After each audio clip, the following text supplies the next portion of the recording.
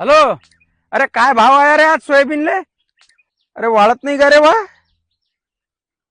अ, काय झालं? बस राजा, शेती काही परवडत नाही. सरकार काही साथ देत नाही आपल्या शेतकऱ्याला. हम्म. हेच करा तुम्ही. पहिलेही सरकार जवळ रडले आणि आताही सरकार जवळ रडा. काय बोलून राहिला बे? हा, मला एक सांगा, आपला देश कृषीप्रधान आहे, पण आपल्या देशात सगळ्यात बेकार हालत जर कोणाची असेल ना तर ते शेतकऱ्याची आहे. आणि त्याला कारणीभूतही स्वतः शेतकरी आहे. कसा काय?